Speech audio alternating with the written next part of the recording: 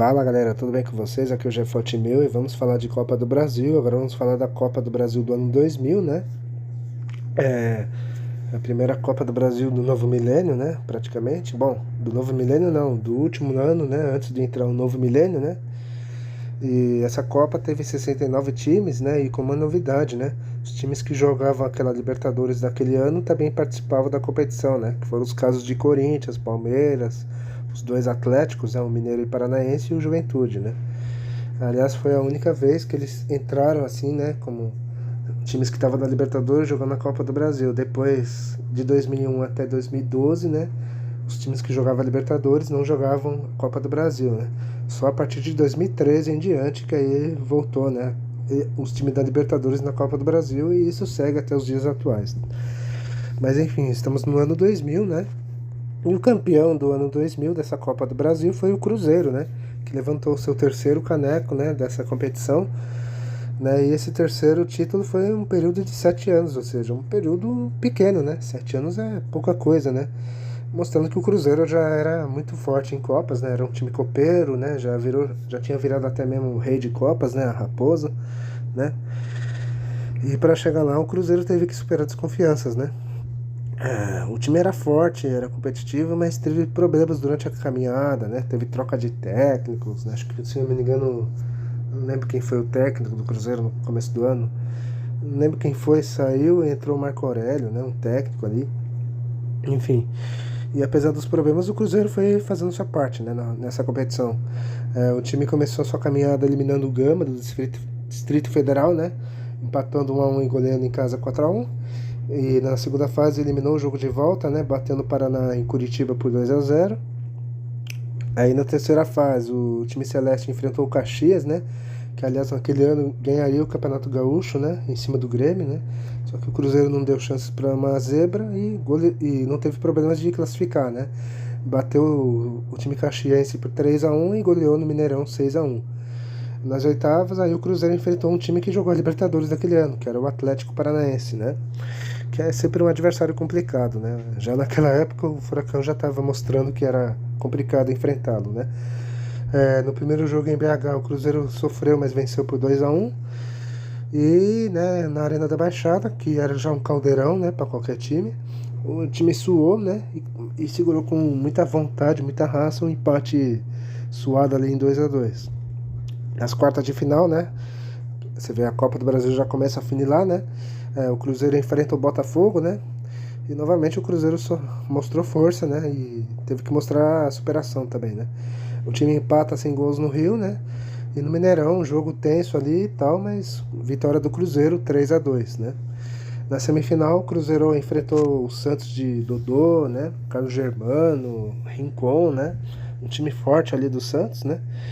E o Cruzeiro não deu chances, né, pro time praiano. O Cruzeiro venceu no Mineirão por 2-0, né? Um ótimo placar, né? E na Vila segurou um empate de 2-2 e estava na final, né, da Copa do Brasil. E o Cruzeiro enfrenta outro paulista na decisão e era o São Paulo, né? O São Paulo que tinha jogadores de nome ali, como Raí, França, né? Rogério Ceni no gol, enfim. E já copeiro, já acostumado a jogar esse tipo de torneio, né? O Cruzeiro joga todo atrás, né? No Morumbi, segura um empate sem gols com o São Paulo, né? E leva a decisão pro Mineirão, né? E no Mineirão é aquela coisa, né? Quem ganhasse era campeão, beleza? Se houvesse novo 0-0 ia ter pênaltis, né? Mas se houvesse empate com gols, o título seria do São Paulo, né? E com 85 mil pessoas, né, o Mineirão presenciou um jogo histórico, um jogo épico, né? O São Paulo saiu na frente, né, no segundo tempo, né? O Cruzeiro mal conseguia reagir e tal, e a torcida do Cruzeiro começou a exigir raça, vontade do time, né? E aí o time parece que acordou, né? Começou a disputar todas as bolas com mais afinco, né? E aí o empate. E aí as coisas mudam a partir do 36 do segundo tempo, né? O empate surge ali numa troca de passes ali e tal, que o Fábio Júnior recebe, chuta cruzado, empata o jogo. E aí o jogo pegou fogo, né? A torcida do Cruzeiro se animou, acreditou numa virada, né? Lembrando que o empate com gols era do São Paulo, né? O título. E aí o Cruzeiro foi com tudo, né? Pra virar o jogo. Até que aos 42, 43 minutos o time consegue uma falta frontal, né? Uma falta assim besta, até porque o São Paulo saiu jogando errado, né? Aí Aí o Cruzeiro foi rápido pro ataque, e aí sofreu, eu não lembro quem foi que sofreu a falta, né? Conseguiu cavar a falta.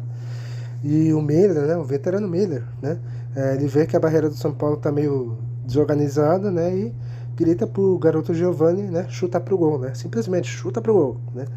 E o Giovani obedece, né, ele chuta, a bola dá uma leve desviada, engana o Ceni, né, e faz 2-1 pro Cruzeiro, né, e aí o Mineirão vai a desforra, né, vai a loucura, né. E aí na sequência, né, logo em seguida na saída de bola, o São Paulo quase empatou, né, um cabeceio com a bola ia entrando ali, só que o Kleber, zagueirão, tirou em cima da linha, né.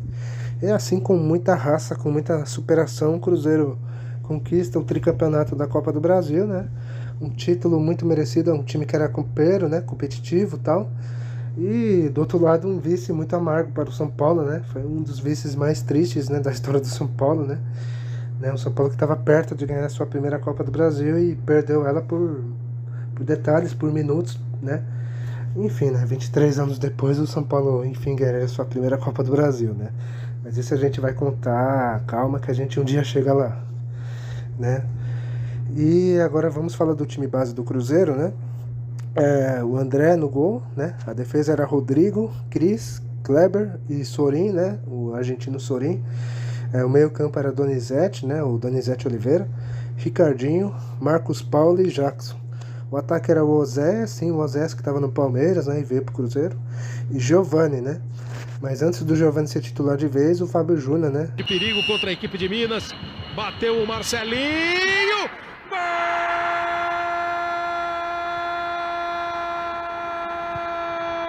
2-2. Ricardinho. Dominou, trabalhou no meio. Miller tentou o tiro, boa bola pro Fábio Júnior, bateu!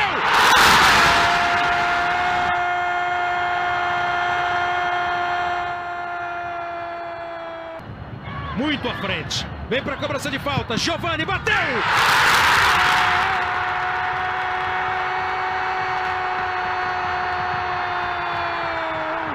Giovani do Cruzeiro, campeão da Copa do Brasil. 93, 96 e ano 2000. 3 títulos para o Cruzeiro, 3 títulos para Minas. Uma virada histórica de força, de raça do time do Cruzeiro. E a equipe de Minas ganha o direito de voltar à Libertadores da América. Experiente, que já estava no Cruzeiro há um bom tempo, era o titular. E o técnico daquele time era o Marco Aurélio, né? O Marco Aurélio Moreira. Bom, vamos falar da surpresa daquele campeonato que foi o ABC de Natal, né? O ABC de Natal que foi longe, né? O elefante, né? Alvinegro, né? O elefante é o mascote do ABC, né? Surpreendeu a todos, né? Eliminou o 13 da Paraíba. Bom, até aí normal, né? Só que aí ele elimina o Vitória, né? O Vitória da Bahia, que estava na Série A na época, era um time já conhecido no Brasil, né? Para muitos aí já começa a surpresa, né? E aí não parou, né? Eliminou o Goiás, que era um time forte também. Só não conseguiu ir mais longe porque parou nas oitavas diante do Palmeiras, né? Só que o ABC deu trabalho pro time do Palmeiras. Houve 2 empates, né? Empatou 3-3 em Natal e no Palestra 1-1, né? Só que o ABC deu trabalho ali e tal, né? E o Palmeiras, né, soube segurar o resultado, né? A vantagem que tinha, né, de empatar em 0-0, 1-1 e 2-2, né? Como ficou 1-1, o Palmeiras avançou por causa desse critério, né? Só que o ABC, apesar da eliminação, fez bonito naquela Copa do Brasil, né? Então, de surpresa, vamos falar da decepção que foi o Vasco, né? O Vasco era um grande time no ano 2000, né? Tanto que o ataque era simplesmente só Romário e Edmundo, né? Não jogava nada esses dois, né? Romário e Edmundo, nossa, eram péssimos, né? Eram muito bagres, né? Apesar disso, né? Os dois não se entendiam muito bem fora de campo, né? Claro, todo mundo sabe essa história, né? No campeonato, o Cruz Maltino passou do Botafogo da Paraíba e depois passou pela Ponte Preta. Só que aí chegou nas oitavas, né, e caiu para o rival Fluminense, né? Que na época tinha um time inferior ao Vasco, né? O Fluminense que ainda estava naquela época lá de subir para a Série A, só que ainda tava aquele monte de confusão, se ia ter Copa, se ia ter o Brasileirão, não ia ter, né? Por causa do caso do Sandro Rocha, enfim. Né? E não sabia se o Fluminense ia jogar Série B ou não, né? Até que no final ele acabou puxado para a Série A, né? Enfim. Bom, no vídeo do Brasileirão 2000 eu explico melhor isso, tá? Se vocês quiserem saber mais, vai lá e procura lá. No primeiro jogo, né, empate 1-1, né, no Maracanã. E no segundo jogo, o Vasco mandou em São Januário, né? Bom, Eurico Miranda, né? Deve ter enchido o saco lá da CBF mandando no seu caldeirão e foi o que aconteceu, né? E mesmo jogando no seu caldeirão, né, não adiantou, né? O Vasco empatou em 2-2, né? E como que tinha o critério do gol fora, né? O Fluminense avançou e eliminou o Vasco, né? Em pleno São Januário. E o Vasco foi a decepção, né, desse campeonato pelo time que tinha e tal, né? E convenhamos, até aquele momento o Vasco era melhor que o Fluminense, né? Mas nem isso conseguiu o Vasco avançar, enfim. Né? Se o Vasco tivesse avançado, talvez teria chegado mais longe, né?